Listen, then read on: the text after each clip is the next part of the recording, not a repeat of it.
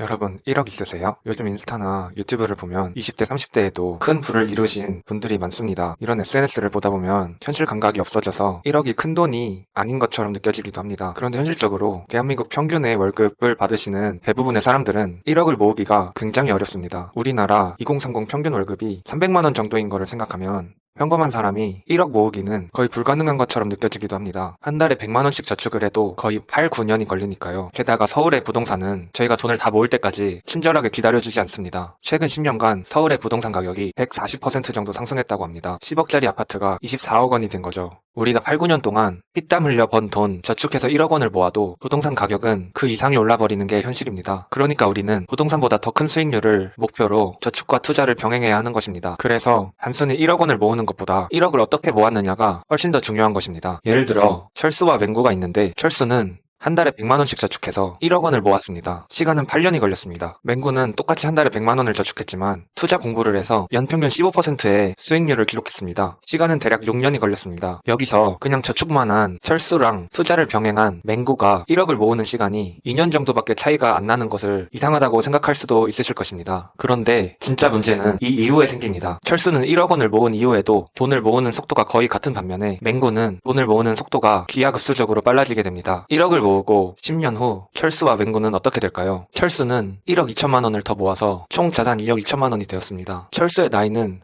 47세가 되었습니다. 맹구는 15%의 연평균 수익률을 계속 유지했고 철수와 똑같이 1억 2천만 원을 저축했지만 맹구의 총 자산은 6억 6천만 원이 되었습니다. 이때 맹구의 나이는 45세입니다. 이제 맹구는 담보대출을 받아 아파트 구매가 가능하게 되었습니다. 1억을 모은 후 10년 만에 둘의 총 자산 격차는 3배가 된 것입니다. 시간이 지날수록 이 격차는 훨씬 더 커지게 될 것입니다. 그러니까 결론은 간단합니다. 첫째, 1억을 단순히 모으는 것보다 1억을 어떻게 모았느냐가 더 중요합니다. 둘째, 부동산 가격 상승보다 높은 수익률을 목표로 투자 공부를 해야 합니다. 그런데 여기서 의문이 생기실 겁니다. 그래서 연평균 수익률 15%는 어떻게 만드는데? 저는 미국의 지수 ETF나 비트코인으로 포트폴리오를 구성하시는 것을 추천드립니다. 초보자에게 가장 쉬운 투자 방법은 장기적으로 오를 가능성이 높은 자산을 조금씩 계속 모으는 것입니다. S&P 500이나 나스닥 100처럼 안정성이 높은 자산과 비트코인 같이 변동성이 큰 상품을 적절하게 섞는 것입니다. 이렇게만 해도 10년 이상 장기 투자를 하시면 절대로 손실을 보지 않는다고 생각합니다. 물론 주식이나 비트코인에 대해 잘 모르시는 분들은 손실이 날까봐 겁이 나실 수도 있지만 두려움을 이겨내야 인생을 바꿀 수 있는 것입니다. 저는 20대에 1억 원을 모으는 게 목표인데요. 앞으로 투자 관련 영상 많이 올릴 거니까 저랑 같이 투자를 해보고 싶으신 분들은 구독 부탁드리겠습니다.